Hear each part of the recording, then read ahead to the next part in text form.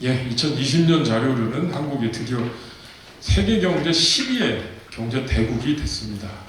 그 사이에 오른쪽에 보시면 한국 경제가 그만큼 얼마나 지난 60년 동안 성장했는지를 몇 가지 수치로도 확인하실 수 있습니다. 일일이 제가 설명 안 드려도 충분히 눈으로 확인하실 수 있을 것 같습니다. 수출액 같은 경우 10,000배 이상이 증가한 모습을 보이고 있습니다. 자, 저는 이렇게 한국 경제가 60년 동안 눈부신 성장을 했던 것을 크게 세 가지가 있었기 때문에 가능하다고 보고 있습니다. 맨 첫째, 똑똑한 공무원이 있었습니다. 이걸 원래 시장에서 찾아내야 되는데 사실은 우리는 자원이 풍부하지 않았기 때문에 한정된 재원을 효율적으로 쓰기 위해서 공무원이 정확히 목표를 제시했습니다. 예를 들어서 우리가 5% 성장을 하자. 그러기 위해서는 우리가 시대별로 전자, 자동차, 조선, 반도체 이렇게 딱딱 집어서 우리가 가야 될 길을 공무원이 제시를 했고요. 또 밑에 보시면 생산 요소를 갖고 있는 빅 부처들이 이거에 맞게끔 일사불란하게 행동을 했습니다. 물론 여기는 나와 있지 않지만 교육부 같은 경우도 여러분 1953년도에 구미에 가면 구미농고라고 있었습니다. 그게 1967년에 우리가 공업화하는 과정을 통해서 그 구미농고가 구미공고로 이름을 바꾸고요. 1976년에 구미전자단지가 형성이 되면서 그 학교를 구미전자공업고등학교로 또 한 번 이름을 바꿉니다. 이만큼 우리의 산업정책에 맞게끔 교육부도 움직였다는 거, 똑똑한 공무원이 있었다는 거고요. 또 두 번째, 정말 열심히 일하는 한국의 국민이 있었습니다. 노동시간이 제일 많았고요. 따라서 노동시간이 많기 때문에 우리는 노동생산성이 늘 적다라는 비난을 감수하면서도 우리가 여기까지 왔습니다. 그리고 마지막 세 번째로는 대기업 중심의 효율적인 경제정책이 있었고 또 그렇게 생태계가 굴러갔다고 저는 이렇게 세 가지로 진단을 하고 있습니다. 근데 이 세 가지들이 지금 한계를 드러내고 있습니다. 먼저 산업정책으로서 똑똑한 공무원이 하는데 우리가 성장률 자체가 목표로 설정이 안 되고 있습니다. 이게 목표가 설정이 안 됐다는 것은 그러면 이거를 뭘로 달성할 건가? 목표가 설정이 안 되는데 무엇으로 달성? 내가 대학을 안 가겠다라고 했는데 네가 수능을 몇 점 맞아야 될 때를 설정할 수가 없는 거죠 지금. 그리고 두 번째, 산업 부분으로 들어가서는 우리가 융복합 시대이기 때문에 어느 특정 산업을 대상으로 생산 요소를 집중했다가는 실패할 확률이 굉장히 높습니다. 그리고 지금 수소라든가 바이오라든가 새로운 산업이 등장을 하고 있는데 그러기에는 중소기업이 참여하기에는 상당히 어려운 산업들 중심으로 지금 개편이 되고 있다는 거죠. 따라서 밑에 빅부처들의 역할이 굉장히 모호해진 상태가 지금 이어져 오고 있습니다. 자, 국민의 헌신도 제가 아까 설명을 드렸지만 사실 지금 중도재해 처벌법이나 여러 가지 주 52시간 근무라든가 이런 거는 저는 국민의 헌신에 대한 한국이 치르고 있는 대가라고 생각을 하고 있습니다. 우리는 반드시 한번 치러야 되는 대가라고 보고 있고요. 이게 불필요한 거라고 어떤 분들은 칭하고 있지만 우리는 한 번에 이 숙제는 반드시 풀어야 된다. 저는 이렇게 보고 있습니다. 또 세 번째로는 대기업 중심의 생태계를 우리가 유지하다 보니까 오른편에 보시는 것처럼 양극화. 이 양극화가 단순히 대기업과 중소기업의 양극화가 아니라요. 거기서 일하고 있는 근로자의 양극화. 그러다 보니까 이 근로자의 양극화가 심해지다 보니까 계층 간의 양극화 또는 지역 간의 양극화로 양극화가 굉장히 확대되고 있는 것을 우리가 확인할 수가 있습니다. 자, 이러는 사이에 이 세 가지 때문에 한국 경제가 눈부신 성장을 했는데 이 세 가지가 모두 고전을 하고 있는 사이에 한국 경제는 역동성이 사라지고 있습니다. 지금 왼편에 보시는 그래프는 골드만삭스에서 추정한 경제 전망치인데요. 사실은 여러분 전 세계 지금 230개국이 있는데 아주 초장기 국가 전망을 경제 성장을 전망치를 내릴 수 있는 나라는 38개 나라밖에 되지 않습니다. 근데 그 중에 유일하게 한국이 마이너스 성장을 할 것으로 지금 예측을 하고 있습니다. 또 오른쪽에 보시면 한국이 수출로 성장했다라고 하고 있는데 10대 수출 품목의 변화가 1985년, 2005년만 해도 굉장히 다양한 변화가 있었는데 지난 한 15년 동안은 그냥 늘 그런 걸로 우리는 먹고 살고 있습니다. 많은 기업이 성장하고 있습니다만 수출 품목의 변화가 발생하지 않고 있고요. 자, 따라서 이러한 상황에서 저는 기업이 희망입니다라는 주제를 감히 던져보고 싶습니다. 사실 조금 1년 전에 실시된 설문조사이긴 한데요. 저희 중소기업과 일반 국민에게 이렇게 질문을 해봤습니다. 아까 말씀드린 것처럼 대기업 중심의 생태계, 그리고 열심히 일하는 국민, 정부의 정책, 이렇게 세 가지를 가지고 앞으로는 이제 20년 동안 한국 경제가 원동력이 뭐냐라는 질문을 했을 때 너무 답답한 것 같아서 제가 중소기업 역동성, 그러니까 초이스를 하나 더 줬습니다. 근데 놀랍게도 우리 중소기업이 뭐 중소기업 역동성에 대해서 1등이라고 답한 거는 충분히 이해가 갑니다만 일반 국민들의 30.3%가 중소기업의 역동성으로 앞으로 미래 경제를 한번 끌고 가보자 라고 대답을 해주셨습니다. 사실 중소기업을 20년 동안 공부한 제 입장에서는 저는 사실은 이 설문조사 결과를 보고 정말 뭐 진짜 눈물이 나올 정도로 뜨거운 가슴을 느꼈습니다. 아, 우리 국민들도 원하고 있구나. 그럼 결국은 저같이 정책을 연구하는 이제 저 같은 사람이 답해야 되고 정부가 답할 시절이 왔다라고 저는 보고 있습니다. 자, 그럼에도 기업이 희망입니다만 맨 왼편 상단에 보시면 지금 신생 기업들이 전통 기업들을 이미 앞서고 있습니다. 미국 같은 경우는 뭐 에어비앤비도 마찬가지고요, 우버도 마찬가지고. 그러나 한국은 삼성이 여전히 독보적인 위치를 차지하고 있습니다. 네이버나 카카오가 아무리 크고 있습니다만 물론 이거를 저는 삼성을 폄하하진 않겠습니다. 삼성이 그만큼 경영활동을 잘한 건데 어찌됐든 신생 기업이 전통의 기업을 누리지 못하는 현상이 한국에서 일어나고 있고요. 오른쪽에 보시면 보스턴 컨설팅에서 발표하는 글로벌 혁신 기업 순위인데요. 우리는 삼성의 순위만 매우 관심이 많은데 삼성의 순위조차도 조금은 하락하고 있습니다. 나머지 기업들은 뭐 저 몇 대 기업 안에 들어오지도 못하고 있고요. 들어왔다 사라지고요. 또 점점 떨어지고 있고요. 이게 우리의 현 주소인 것 같습니다. 그러니까 제가 꼭 강조하지만 기업이 희망이다라고 했을 때 저는 중소기업만을 강조하지는 않습니다. 대기업을 포함해서 정말 기업이 희망인데 대기업조차도 그리고 신생기업조차도 새로움을 지금 추구하지 못하고 있다. 이렇게 진단을 하고 있는 겁니다.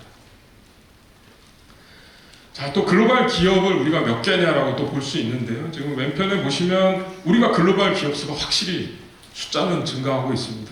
그러나 오른편에 보시면 그 글로벌 기업의 순위를 한번 보시면 삼성전자도 순위가 떨어져 있습니다. 오히려 저기 보시면 현대차하고 기아, 자동차 부분에서의 순위만 상승한 걸 볼 수가 있고요. 나머지 기업들은 기업수 자체는 증가했고 그 안에 있는 기업수의 순위도 하락하는 모습을 보이겠습니다. 결국은 우리는 다시 한번 제가 정리해드리면 산업도 희망이 없고 기업조차도 희망이 없는 게 우리의 모습인 것 같습니다. 자, 그래서 제가 감히 말씀드리건데 여기 왼편에는 지금 그동안 우리가 1953년부터 시작된 한국 경제 실제 경제 전망 그래프입니다. 그래서 지금은 현재 저희들은 여기에 와 있고요.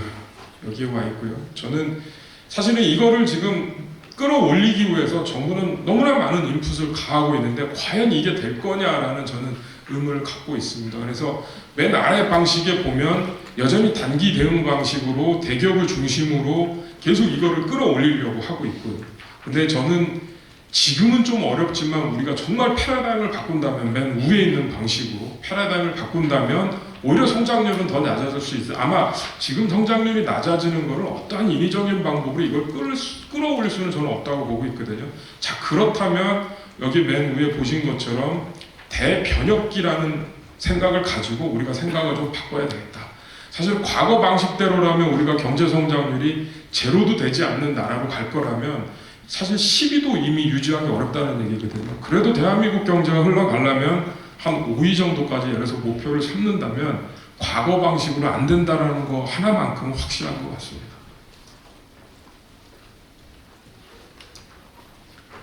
자, 그런데 우리 중소기업 저는 이제 뭐 결론적으로 말씀드리면 중소기업 정책이 우리의 희망이고 거기에 집중해야 된다고 보고 있는데 여전히 우리가 그렇지 못합니다. 여기 맨 왼편에 보시면 이거는 그냥 문헌에 의해서 제가 알아낸 건데요. 사실은 공장이라는 개념이 우리 조선시대에도 있었습니다. 1934년도에 그러니까 간에 수공업을 해서 손으로 물레방아 도던 시절에 원동기를 사용해서 10인 이상의 고용을 한 사람들을 공장으로 칭했을 때 그때 무려 5,126개가 1934년도에 한국땅에 있었습니다. 아니 한반도에 있었습니다. 근데 이제 서서히 바뀌면서 특히 1966년도에 중소기업 기본법을 제정하면서 자 이로써 종사자 200인 이상은 대기업이라고 하고 이하는 중소기업이라고 한다라고 정확히 칭하고 나서 우리나라는 총 24,000개의 중소기업이 이 땅에 생겨났고요. 그로부터 양적인 팽창을 아주 급격하게 거듭을 하고 있습니다. 2015년도에 중소기업 통계가 한번 바뀌면서 숫자가 좀 뛴 경우도 있습니다만 어찌 됐든 간에 지금 771만 개 중소기업이 있고요. 여기에 임대사업자 중에 4대 보험을 직장에서 내는 임대사업자 한 100만 명을 제외한 숫자인데 이 정도 나와 있습니다. 그러니까 임대사업자 중에 오롯이 임대사업만을 먹고 사는 사람들도 지금 한 100만 개 이상이 있거든요. 이걸 포함해서 우리 중소기업자는 771만 개고요. 아마 저는 물론 인구 감소 때문에 이게 이제 어느 정도 줄어드는 시점이 온다라고 보지만 지금 여러 가지 정책을 봤을 때 저는 거의 한 1,000만 개까지는 가고 정점에 도달하지 않을까 이렇게 추정을 하고 있습니다. 자, 양적인 팽창을 계속 거듭하고 있습니다. 그러다 보니까 우리 중소기업 정책도 양적인 팽창을 거듭할 수밖에 없습니다. 왜냐하면 그 수요를 우리가 받아줘야 되거든요. 그래서 물론 여기서부터 한 7, 8년 사이에 한 200개 정도밖에 등장하지 않아서 이게 늘어났냐라고 하지만 과거에 비해서는 굉장히 늘어난 거고요. 그리고 지금은 예산적인 제약 때문에 중소기업 지원 자체 숫자를 너무 늘리기도 좀 어려운 상황이지만 아까 지금 현재를 경기 침체를 보고 있기 때문에 이걸 어떻게든 회복을 하려고 또 다른 인풋을 계속 가하고 있는 게 현재의 모습인 거거든요. 그래서 중소기업 숫자도 늘어나고 있지만 중소기업 지원 사업도 계속 늘어나고 있다. 정부의 역할도 늘어나고 있다. 이렇게 진단하겠습니다. 자, 최상목 부총리가 아까 제가 잠시 토론에서 언급했지만 중소기업 성장사단의 구축 방안이라는 것을 부총리가 직접 이제 화두로 등장을 하고 기업을 통해서 뭘 이끌어 가려고 하십니다. 근데 맨 노란 줄로 한번 표현이 되어 있지만 새로운 지원이 부족해 성장 자체를 꺼리는 피터팬 증후군이 있다. 피터팬 증후군 여러분 너무나 많이 들어보셨을 텐데 그러면 제가 여기서 저는 이 자리에 끼지도 못했습니다만 최상목 부총리에게 한 말씀 드리고 싶은 게 중소기업 지원 숫자를 늘리면 피터팬 증후군은 없어질까요? 여러분 피터팬 증후군이라는 거는 저는 이거를 왜 피터팬 증후군을 약간 좀비 기업하고 연계시켜서 얘기했을 때 중소기업들만 비난을 많이 하고 있습니다. 그러니까 중소기업 지원 사업을 아주 뜯어먹으려고 안주하고 있는 중소기업들이 너무 많다. 그리고 이거를 먹고선 그 다음 단계로 성장하려 하지 않는다. 일부러 종업원 숫자를 안 늘리는 거죠. 지원 사업이 왜냐하면 줄어들기 때문에. 저는 그거에 대해서 물론 그런 거에 대해서 기업가 정신이 나약한 정책의 의존도가 높은 중소기업을 많이 비난하고 있습니다만 저는 이거는 또 다른 시각으로 보고 있습니다. 왜냐? 정부 정책 자체가 이렇게 설계되어 있기 때문이죠. 기업을 지원해주고 나면 여기 담당 공무원은 안 계시지만 담당 공무원은 항상 성과를 내야 됩니다. 국회에서 그걸 물어보고 있거든요. 그러면 여러분도 한번 생각해 보세요. 여러분이 공무원이라면 성과가 없는 기업에 지원을 하고 성과를 기대하겠습니까? 그것도 1년 단위로 그 성과를 제출해야 되는데 그러면 당연히 퍼포먼스가 좋은 기업을 지원해 줄 수밖에 없는 거. 그러니까 근본적인 패러다임이 바뀌지 않으면 이 부분은 해소될 수가 없는데 우리는 이거를 늘 중소기업이 피터팬 증후군이니 좀비 기업이니 맨날 비난하고 있다는 거죠. 좀 더 근본적인 시각으로 이거를 바꿔줘야 된다는 거죠. 자, 대표적인 예입니다. 중소기업 하면 혁신, 생산성, 수출에 대해서는 집중해서 지원인데요. 맨 오른쪽에 보시면 맨 위 혁신, 한국 기업 이거는 중소기업 되게 포함한 겁니다. 한국 기업의 혁신률은 OECD 국가 중에 꼴찌에서 두 번째입니다. 이렇게 많이 지원했는데도 혁신은 꼴찌입니다. 생산성이요? 생산성도 마찬가지입니다. 물론 우리는 노동시간이 많기 때문에. 그러면 도대체 지금 생산성 특별법 중소기업부가 만들려고 노력하고 있는데 생산성이 나아질까요? 제가 이거는 다음 페이지에 또 한번 설명을 해드리겠습니다만 또 수출도 마찬가지입니다. 지금 오영주 장관님이 오시고 이전부터 수출을 한번 늘려보겠다고 갖은 애를 쓰고 계시는데 이게 과연 늘어날까요? 20년 동안 안 늘어났던 게. 자, 그럼 그 원인을 한번 짚어보겠습니다. 여러분 왼편에 한번 보시면 우리 중소기업은 총 771만 개가 있다고 아까 말씀드렸고요. 제조업은 의외로 작습니다. 62만 개밖에 되지 않습니다. 62만 개 중에 일정 기준 이상의 중소기업이 한 그 매출액 5억 원 이상 하면 한 30만 개 정도가 되는 걸 내가 기억하는데 30만 개 중에 8,000개의 샘플을 제가 이것도 일부러 보여드리는 겁니다. 정말 이 8,000개의 샘플로 조사한 통계입니다. 이거 굉장히 정밀한 거고요. 우리 중소기업의 현장의 모습 그대로인데요. 그 사람들에게 매출이 어느 정도 어떻게 구성됐냐고 물어봤더니 내수가 91.8%다. 수출이 8.2%다. 이 숫자는 거의 변하지 않고 있습니다. 매년. 자, 91.8% 내수 중에 그러면 그 안에서 어떻게 팔아요라고 했더니 일반 소비자 판매는 9%밖에 되지 않고 있고 공공구매에 납품하는 사람들이 4.2%고요. 나머지가 86.8%가 타기업 납품. 타기업 납품은 영어로 B2B라고 합니다. 근데 우리가 왜 이거는요. 우리 정부가 이렇게 만들어 놨습니다. 우리가 산업화를 하면서 중화학공업화를 선언하면서 중화학공업은 여기도 마찬가지지만 수많은 부품이 모여서 하나의 최종자가 되는 방식을 우리가 선택을 한 거거든요. 그건 많은 부품 공급자들이 필요했고요. 그거를 정부가 나서서 묶어준 게 1975년도에 제정한 계열화 촉진법이라는 겁니다. 심지어는 법까지 만들어서 납품하라고 해버렸습니다. 물론 이제 그 법은 지금 없어졌습니다만 제가 이게 왜 중요하냐면요.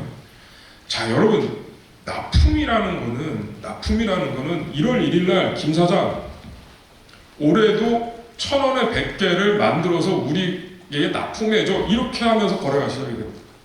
우리가 알고 있는 것처럼 교과서에 나오는 것처럼 경쟁 입찰로 그게 결정이 되지 않아요. 그러니까 여러분 1,000원에 100개 이 두 가지를 혁신을 한번 했다고 가정 한번 해보시면요 500원에 100개를 만들 수 있습니다. 이게 혁신이죠. 그죠? 이게 생산성의 향상이에요. 그걸 반으로 줄인 거거든요. 근데 여러분이 김 사장이라면 그걸 500원을 왜 줄입니까? 얘가 1,000원으로 사주고 이미 계약이 끝나버립니다. 이게 여러분 납품으로 나타나는 혁신의 부진을 설명할 수 있는 겁니다. 자, 1,000원에 100개로 김 사장이랑 서로 합의 봤어요. 관습회에서 합의 봤어요. 시장의 경쟁이 아닙니다. 그러면 또 한번 1,000원에 100개를 1,000원에 200개를 만들 수 있게 혁신할 수 있습니다. 근데 이거를 100개로 왜 더 만듭니까? 얘가 100개만 사주기로 했는데 내가 시장에 이거를 팔 수 없는 구조인데 그래서 한국은 혁신이 꼴찌고 생산성이 낮아지지 않는 겁니다. 그래서 한국은 이 상황에서 수출이 늘어나겠습니까? 이 구도가 안 바뀌는데 근데 오른편에 보시면 이 모든 거의 원인은 저는 납품 구조에 있다고 보는데 그 납품도 경쟁보다는 관습에 의해서 결정됐고요. 그래서 납품 단가 연동제를 덧대버리고 있습니다. 이 근본적인 고민을 가지고 이걸 어떻게 접근할 거냐가 아니라 납품 단가 연동제를 통해서 일단 일시적인 문제를 계속 해결해 주고 가는 거죠. 자, 그랬더니 표준 계약서조차도 중소기업은 쓰지 않고 있었던 거죠. 납품 단가 연동제를 하려면 그래도 뭔가 계약서가 있어야 되는데 계약서조차도 쓰고 있지 않았었고 그 계약서를 이제 쓰게 해주겠다라는 게 중소기업 정책입니다. 이게 납품 단가 연동제 시작입니다. 쓸 수 있겠죠, 그죠? 쓸 수 있겠죠. 언제까지 쓰는지는 좀 확인을 해봐야 될 것 같습니다. 자, 그렇다면 과감히 바꿔야 된다고 저는 보고 있습니다. 제가 네이버에 검색을 해봤습니다. 변화, 체인지. 그냥 뭔가 사물의 성질이 바꿔 달라지는 거, 뭐 성격이 달라진다거나 이런 거고요. 개혁, 아주 구조를 새롭게 뜯어 고치는 거. 그리고 혁명은 정확히 이렇게 나와 있습니다. 헌법을 넘어서 근본적으로 고치는 일 이렇게 나와 있더군요. 모르겠습니다. 여러분의 선택이 어디에 가 있을지 제가 이제까지 문제 제기했는데 공감이 가신다면 어디로 우리가 가야 될지 모르겠지만 저는 이 상황에서 적어도 중소기업 정책은 기업의 희망이라는 것에 우리가 한번 기대를 걸어보고 초일 국가로 가야 된다면 저는 거의 혁명적인 상황으로 가야 한다고 보고 있습니다. 자, 일단은 기업 수가 우리가 너무 많은데요. 그래프에서 보시는 것처럼 X축에는 중소기업 숫자가 있고요. Y축에는 1인당 GDP, 오른편 그래프에는 인구 수가 있습니다. 어떠한 기준을 들이대도 한국의 중소기업 숫자는 과도합니다. 그러나 이거를 인위적으로는 줄일 수 없다는 거죠. 왜냐? 여기에 중소기업 사장님들의 인생이 들어가 있고 생애가 들어가 있고 삶이 들어가 있기 때문에 이거를 정부가 아까 제가 토론 때도 말씀드렸지만 이거를 구조조정하자, 한계 기업을 정리하자. 글쎄요. 한 번도 사업을 해보지 않은 제가 그거를 이 삶이 들어가신 분에게 하자라고 과연 제가 얘기할 수 있을까요? 저도 연구자지만 이자 보상 배율이 1이 넘는 거, 그러니까 영업활동을 해서 영업이익으로 이자를 못 내는 사람들을 한계 기업이라고 하고 이걸 정리하자는 얘기를 연구자들은 너무 쉽게 하고 있습니다. 여러분이 거꾸로 기업하는 사람이라면 빚을 내서라도 기업하고 싶지 않겠습니까? 왜 이거를 갖다가 이렇게 쉽게 얘기하는지 저는 정말 너무 이 삶을 무시한 그냥 숫자로만 보는 학자들의 논의밖에는 지나지 않는다고 생각을 하고 있고요. 물론 제가 제 나름대로의 생각을 좀 이따가 말씀드리겠습니다만 하여튼 이러한 현실이 존재하고 있다는 거. 자, 경제 성장률이 이렇게 과거부터 진행되어 있는데요. 2019년도에 우리가 2.2%라는 놀라운 경제 성장률을 기록했습니다. 1953년부터 우리가 따져보면요, 2.2%보다 낮은 적은 딱 4번 있습니다. 여러분 이 4번이 뭔지를 얼추 한번 맞춰보시면요, 여러분 얼추 맞춥니다. 이렇게 4번이 있었습니다. 오른쪽부터 보시면 글로벌 금융위기, 아시아 외환위기, 이건 뭐 누구나 다 알 수 있는 거고요. 또 서울의 봄으로 유명한 1980년대 계엄 상황이 있었고요. 1956년에 이때도 계엄이 있었고 우리가 원조에 지탱했었는데 미국하고 약간 문제가 좀 트러블이 있었습니다. 이렇게 4번입니다. 제가 이거를 말씀드리는 이유는 2019년도에 2.2%라는 경제 성장은 정말 역대급 저성장이었다는 거. 근데 우리가 이거에 대해서 한 번도 논의하지 않았어요. 왜 논의를 안 했을까요? 이 역대급 저성장에 대해서. 2020년도에 우리는 마스크를 구하러 다니느냐고 너무 바빠서 이 논의를 생략하고 지나갔습니다. 제가 이거를 좀 우스갯소리를 한 건데요. 그러고 나서 코로나가 이 논의를 눌러버려버린 거죠. 그래서 보는 시각을 굉장히 달려야 되는 건데 저는 이제 지금 현재 코로나의 위기, 코로나가 눌러놨던 저성장의 근본적인 문제가 이제 서서히 드러나기 시작한다고 보고 있습니다. 저는 단언컨대 지금 윤석열 정부를 비난하는 것도 아니고요. 이재명 당을 지지하는 것도 절대 아닙니다.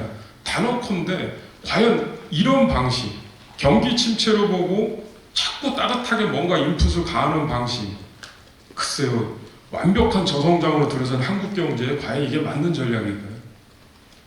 따뜻하면 어디까지 더 따뜻해야 될까요? 5천억 원 가지고 집어넣어봤자 5천만 원씩 하면 10,000개 기업밖에 혜택이 안 가는데 우리 소상공인이 벌써 700만 개가 넘거든요. 그럼 나머지 기업들은 이것만 뿐만이 아니라 정말 열심히 이자 내고 열심히 일했던 월급 노동자들은 왜 손해를 봐야 됩니까? 이런 형평성의 문제. 근데 우리는 아직도 이거를 일시적인 경기 침체, 물론 정치하시는 분들이 그렇게 보는 시각은 뭐 나무랄 수는 없습니다만, 따라서 저는 산업정책, 정부가 주도해서 산업을 통해서 한국 경제를 성장시킨 이 방식에서 이제는 시장이 주도해서 기업이 성장하면서 국가 경제를 이끌어 나가는 방식으로 과감한 전환이 좀 필요하다라고 보고 있고요. 과거에는 우리가 국가 경쟁력 했지만 이제는 그런 국가 경쟁력보다는 기업 경쟁력, 글로벌 기업이 아주 쉽게 얘기하면 글로벌 기업이 몇 개냐. 여러분 뭐 아까도 보셨지만 글로벌 우리 기업이 500대 글로벌 기업이 몇 개나 이렇게 발표되면 항상 여러분은 이재용이랑 아무 관계도 없는데도 삼성이 몇 등인지를 늘 궁금해하고 있습니다. 저 자신도 마찬가지고요. 근데 우리는 그거를 궁금해하는 사이에 더 이상의 기업이 진입하고 있지 않다라는 거. 그러면 우리는 거기에 진입하고 있지 못한 네이버를 지원해서 그거를 500위로 올려야 할까요? 한국 정부가? 저는 그건 아니라고 보고 있습니다. 적어도 기업 정책이 바로잡고 중소기업 정책이 한국 경제 중심으로 들어오려면 적어도 경기 침체에 대한 일시적인 지원이 아니라 저성장 하에서 제2의 삼성 다음을 이끌어갈 4성, 5성, 6성, 7성을 어떻게 만들어내느냐로 중소기업 정책을 전환해야 된다. 우리는 지금 4성, 5성, 6성이 나오는 거를 모르고 있어요. 관심도 없고요. 결국은 중소기업이 성장해서 삼성 다음에 4성, 5성, 6성들이 끊임없이 등장하는 활력 있는 경제, 이게 중소기업만이 할 거지 대림산업을 지원해서 삼성의 다음으로 키우겠다? 이거는 있을 수가 없는 방식인 거죠. 참 맨 왼편에 보시면 최상목 부총리가 여기 있습니다만 이 그림 혹시 이 그림 하나도 저를 도와주는 연구원이 굉장히 고민 끝에 고른 건데요. 돈을 통해서 나무를 키우고 있습니다. 과연 이런 방식 1980년도에 전두환 대통령이 등장하고 나서 여러분 전두환 대통령이 가장 목숨 걸고 좋아했던 단어는 정의입니다. 자기가 정의롭지 못했거든요. 근데 이 당시에 여러분 문헌을 정말 살펴보면요. 산업화가 어느 정도 이제 닷을 올리기 많이 이제 속도를 내기 시작했거든요. 산업화가 속도를 낸다라는 것은 중화공업 제품의 부품을 조달하기 위해서 많은 대기업들이 수직 계열화를 시키면서 계열화를 어마어마하게 이끌어가고 있습니다. 제가 이걸 다시 돌려서 말씀드리면 중소기업과 대기업의 격차가 규모에서부터 어마어마하게 일어나고 있었어요. 그거를 전두환이라는 사람은 보고 이거는 정의롭지 못하다. 따라서 이거를 김종인이라는 분이 헌법에 집어넣자 라고 해서 들어간 문장이 국가는 중소기업의 사업활동을 보호와 육성하여야 한다라는 저 한 문장이 들어갑니다. 그리고 노태우 대통령이 9차 개헌을 하면서 물론 9차 개헌의 핵심은 직접 민주화를 갖다가 직접 민주주의를 집어넣기 위한 개헌이었는데 요 문구를 살짝 튜닝을 합니다. 국가는 중소기업을 보호와 육성해야 한다. 제가 아까 피터팬 중후도 말씀드렸습니다만 보호와 육성이라는 저 테두리 안에서 4성, 5성, 6성을 과연 우리는 키워낼 수 있을까요? 보호와 육성이라는 저 테두리 안에서 우리 공무원들은 끊임없이 성과에 대해서 답을 해야 되고요. 어떻게 기업을 지원하는데 매번 모든 기업이 성과를 보겠습니까? 기업을 지원하다 보면 당연히 실패도 볼 수도 있는 거거든요. 그래서 제가 혁명적인 상황이다라는 표현은 아까 저는 개헌이 반드시 중소기업 정책이 기업 정책이 해오려면 개헌이 필요하고요. 개헌이 필요하다면 저 123조 3항을 어떤 식으로든 고쳐야 한다. 근데 사실 저는 이번 총선에서 이 논의가 나오기를 말도 안 되는 얘기지만 기대했었습니다. 물론 뭐 당연히 안 될 거라는 거 알고 있지만 사실은 이게 정쟁의 대상이 되고 이게 어떻게 그럼 우리가 경제 정책을 어떻게 끌고 갈 거냐는 논의인데 여전히 공천 타령이나 하고 있고요. 저는 마지막으로 부탁할 건데 다음에 이제 그러니까 국회가 개원이 되면 이 개헌에 대한 논의 다음 대선 때는 분명히 있을 거라고 보고 있습니다. 어찌됐든 우리도 이제 오래된 헌법에 대한 논의가 분명히 있을 텐데 아마 그때 저는 이게 좀 촉발이 됐으면 좋겠고요. 보호와 육성해야 한다라는 1980년에 추정했는데 우리 중소기업은 70만 개밖에 되지 않았습니다.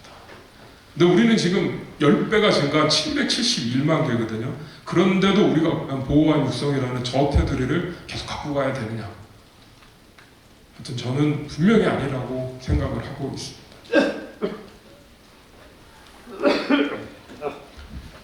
자, 그렇지만 중소벤처기업은 저는 어마어마한 정책 대상이라고 보는 게요. 여러분 지금 Z세대에 대한 아마 부모와 자식 간의 갈등도 있고요. 우리 교수님들은 학생들을 보면서 쟤들 뭐야 이런 고민들을 많이 하실 텐데 이거 제가 하나의 예를 든 겁니다. Z세대를 그러면 우리가 어떤 식으로든 한번 안아줘야 되잖아요. 저는 버리고 갈 수 없다고 생각하는데 근데 이 Z세대를 우리는 개별의 인간으로 접근해서 정부가 정책을 쏟고 있단 말이죠. 인구 감소 문제도 마찬가지입니다. 지금 여러분 여가부가 지금 뭐 존폐 위기에 있지 않습니까? 그럼 저출산 문제 어떻게 해결할 겁니까? 저는 결론적으로 말씀드리면 이것도 중기부가 할 수 있다고 보거든요. 왜냐? 여성을 Z세대가 가장 교집합이 뭐냐? 이게 중소기업이거든요. 개별로 접근해서 저출산 문제를 해결하려 하지 말고 중소기업으로 접근해서 저출산 문제를 해결하자는 거죠. 제가 이것도 제 경험입니다만 한 10여 년 전에 제가 이런 거를 발표하면서 저출산 문제를 해결해야 된다. 직장내 어린이집 뭐 이런 문제까지 갔습니다. 그렇지만 10여 년 전에 300인 이상 사업장에는 직장 어린이집을 두어야 한다라고 법으로 명시를 해놔서 요새 다 직장에 어린이집이 있는 거 아시죠? 근데 다 대기업이거든요. 300인 이상은. 근데 대기업이 직장 어린이집을 지을 때 정부가 무이자 대출을 해줬습니다. 무이자 대출인가 1% 대출을 해줬습니다. 이게 말이 됩니까? 우리 중소기업 현장을 위해서 그 직장 내 어린이집을 지어줘야죠. 물론 모든 중소기업마다는 그걸 지어줄 수 없죠.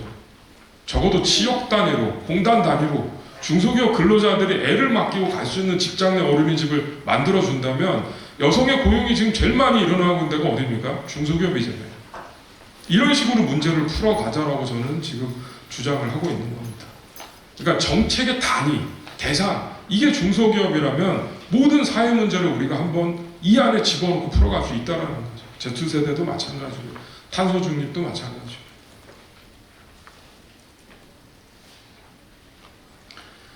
자, 그렇지만 저는 정책이 과연 어떤 포지셔닝이냐에 대해서 고민을 많이 하고 있습니다. 여기 Y축을 보시면 변화의 속도가 10을 제일 빠르다고 가정을 할 때 시장이 가장 빠른 속도로 움직인다고 보고 있습니다.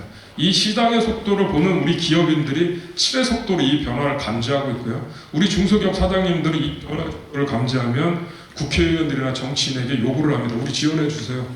그럼 국회에서 정책을 만들고 예산을 편성해서 중기부에 하달을 하면 0의 속도로 반응하기 시작합니다. 그러면 이제 전체 사업 공지를 해야 되겠죠? 그러면 중소기업 사장님들이 그 사업에 대해서 이제 수혜를 받고 그걸 가지고 시장으로 진출을 하면 시장은 저 멀리 가고 있습니다. 그래서 절대 맞지가 않는 거죠, 이게. 글로벌 시장은 더 빠른 속도로 움직이는 거죠. 그래서 우리 정부 정책은 늘 항상 현장하고 결여돼 있어. 기업인들이 요구하는 걸 만들어주는 이 프로세스의 속도에 대한 문제가 존재하고 있음에도 우리 중소기업 사장님들은 야, 이거 갖고는 안 돼, 또 만들어줘. 이거를 계속 반복하고 있고요. 또 정부는 이거에 대해서 계속 들어주고 있습니다. 이게. 저는 이 시장과 기업의 이 간극의 이 문제, 저는 그래서 기업에 맞는 정책을, 우리는 사실은 기업에 맞는 정책을 계속 뿜어줬거든요. 가압승계, 그 기업이 필요로 하는 거거든요. 근데 저는 시장에 맞는 정책을 만들어 놓고 그 정책을 기업이 먹으러 들어오게끔 재단을 해줘야 된다고 저는 보고 있습니다.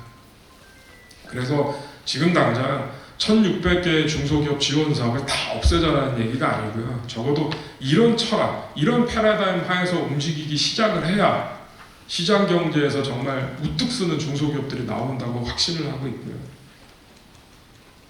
그래서 저기 아까 제가 말씀드린 것처럼 중소기업을 정책의 단위로 보고 우리 경제와 사회의 문제를 푸는다면 중기부는 지금 원오브 댐으로 존재하는 게 아니라 모든 정책을 총괄하는 스텝 조직으로서의 역할, 이게 굉장히 필요하고, 이게 저는 기업 정책을 만드는 핵심이라고 보고 있고, 이 기업 정책에 정말 많은 국민들에게 공감을 얻어서 정착이 된다면 정부 조직도 생산 요소, 산업 정책에 익숙한 빅부처 방식의 정부 조직이 아니라 저런 식으로 정부 조직도 한번은 바꿔야 되는 시점이 저는 오고 있다고 그렇게 확신하고 있습니다.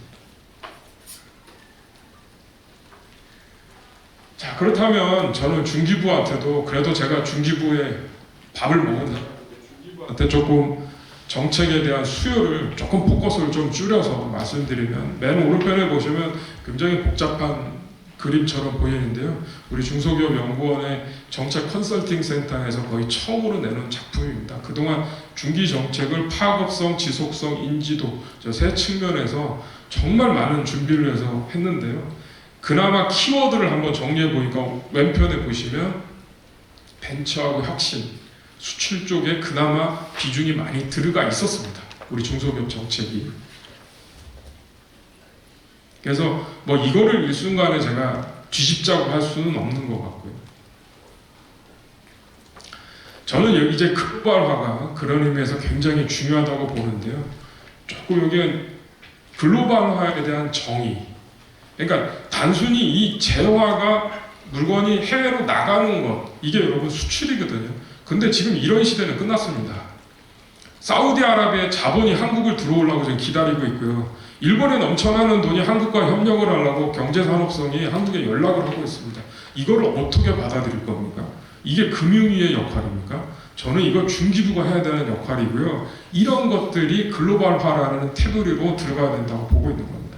그래서 저는 기업이 각 필요로 한 생산 요소, 자본, 노동, 토지, 뭐 이게 토지는 교과서적인 토지인데 여기서는 이제 공장의 해외 이전을 의미하는 겁니다. 그리고 기술이 이 중에서 무엇이든 외국과 관계에서 들어오거나 나가는 걸 모두 포함하자는 거죠. 이게 글로벌화의 핵심이 돼야 돼요. 그런 의미에서 수출은 매우 지역적인 하나의 그 부분밖에 안 된다고 보고 있습니다. 그래서 오른편에 보시면 이 그림인데 가장 먼저 시장의 진위, 물건을 가지고 수입이 됐던 수출이 됐던 우리 중소기업적이 일단 나가야 됩니다. 아까 771만 개 중소기업이 있는데요. 그 중에 9만 8천 개가 수출 기업입니다. 사실은 근데 이 숫자조차도 저는 다시 한번 뜯어봐야 된다고 보는 게 아마 상당수가 5%상이지 않을까 싶습니다. 우리가 5%상을 향해서 중소기업 수출 지원과 글로벌화를 과연 할 거냐, 아니면 중소제조업의 근본적인 문제를 가지고 우리가 글로벌화를 접근할 거냐는 상당히 이게 진짜 차원이 틀린 얘기거든요. 우리는 중소기업의 글로벌화, 중소기업의 수출 증진도 거기서부터 시작해서 접근을 해야지 그냥 수출 지원책 지금보다 하나 더 늘릴게요. 굉장히 미안하지만 저는 절대 그거는 수출이 늘어나는 일은 없을 거라고 보고 있습니다. 아까 그런 납품 구조라든가 봤을 때. 자, 그런 다음에 자본과 인력 기술들이 해외 투자라는 방식으로 끊임없이 활동을 하는 거죠. 요거 제가 이 포럼, 제가 발표 전에 여러분 자코모라는 쇼파 아시죠? 굉장히 비싼 자코모 회사의 사장님을 잠깐 만났었습니다. 다른 이유로. 근데 그분이 수출을 하고 싶다라고 해서 그러지 마세요. 제가 우리 막내 이모 뻘돼서 이모 그러지 마세요. 그때 왜 그러냐는데 나 수출하고 싶다 했는데 이모 큰 소파를요 미국까지 수출하려면 물류 비용만 100만 원이 넘습니다. 이미 아마존에 검색해보면요 똑같은 가격에 풀 가구 세트를 무료로 배송해주고 있어요. 차라리 아마존에 입점을 하세요. 그래서 제가 말씀드린 게 차라리 그러면 자코모라는 회사는 외국인 근로자를 몽골 사람만 갖다 쓰면 됩니다. 왜냐하면 외국인 근로자들도 사실 들어가 보면 국가별로 알력이 굉장히 심하거든요. 그래서 몽골 노동자들만 쓴다는데 제가 그래서 차라리 베트남을 가세요. 베트남에 자코모 공장을 세우세요. 그 공장을 세울 때 오영주 장관을 통해서 민원을 해결하세요. 자코모가 혼자 공장 세우면 사장님이 혼자 절대 못합니다. 이거를 GBC가 됐든 무역관이 됐든 도움을 받으시고요. 그러고 몽골에 있는 노동자가 한국의 자코모 공장으로 와서 기술을 습득하게 하고요. 한국에 있는 젊은 청년들이 몽골의 울란바토르 가서 일하게 만드는 거. 여러분 이게 생산 요소가 이동을 한 거거든요. 이게 글로벌하고요. 그러면 자코모는 이제 다국적 기업이 될 겁니다. 얘 몽골 기업이야, 한국 기업이야. 여러분 그게 그렇게 중요합니까? 자코모는 꼭 한국 기업이야 합니까? 그렇지 않습니다. 이제는 GDP의 개념으로 보는 게 아니거든요. GDP, 도메스틱 프로덕트로 보는 개념이 아니라 이젠 GNI, 우리 국민이 세계 곳곳에서 벌어들인 돈이 한국으로 들어오는 걸로 경제 규모를 봐야 되는 거예요. 여러분 일본이 그걸로 먹고 살고 있잖아요. 그러면 자코모의 사장님은 여기 앉아서 원천 기술만 갖고 생산 관리만 해주면서 판매 대금을 받는 거고요. 자코모가 몽골에 공장을 세울 때 지분이 좀 모자라면 오영주 장관이 직접 가서 야, 한국의 자코모는 지금 신용 상태가 좋으니 몽골에서 현지에서 뭐 현지에 있는지는 모르겠지만 KB 몽골 지점에서 좀 이 한국의 자코모의 신용을 가지고 대출을 좀 해줘. 이런 거를 저는 중기부가 풀어줘야 된다고 생각합니다. 이렇게 되면 아마 몇백 명이 몽골 가서 일하고요. 몇백 명이 한국에 와서 일하면서 이게 글로벌화를 돼가는 과정이고 궁극적으로는 자코모는 이 경험을 바탕으로 베트남 시장에 진출하고요. 이 경험을 바탕으로 뭐 어느 시장에든 진출해서 그야말로 우리가 그토록 원하는 다국적 기업. 삼성만 다국적 기업이 아니잖아요. 우리 중소기업 얼마. 그래서 자코모가 글로벌 500대 기업으로 들어오는 그날 이런 게 저는 기업 정책이라고 보고 있습니다. 자, 그래서 제가 집중해야 될 것은 벤처하고 이노베이션, VI 이렇게 표현을 하고 있습니다. 여기에 지금 너무 고맙게도 물론 제 얘기를 듣고 오영주 장관님이 하는 건 아니고요. 글로벌화라는 단어가 들어가 있습니다. 저는 이걸 그냥 붙여서 빅 찬스라고 생각하고 있습니다. 그리고 이제 중소기업, 작은 기업이 아니라 빅 기업이라고 생각하고 있고요. 이게 저는 정말 아름다운 우리 중소기업의 모습이 아닐까 감히 이렇게 생각하고 있습니다. 제가 마지막으로 우리 최상목 연구원 원장으로서 우리 연구원 가족에게 한 말씀만 드리고 마치도록 하겠습니다. 뭐 제가 그 발제한 내용 여기까지고요. 최상목 부총리가 하는 간담회에 저 오른편에 보시면 참석자를 한번 보시죠. 우리 연구원 박사는 한 명도 포함되어 있지 않습니다. 이게 바로 우리 연구원이 끊임없이 혁신해야 되는 이유라고 저는 감히 말하겠습니다. 여기다 대고 이유를 달지 마십시오. 이게 우리의 현주소고요. 우리가 혁신해야 되는 이유가 여기 나와 있습니다. 하여튼 감사합니다.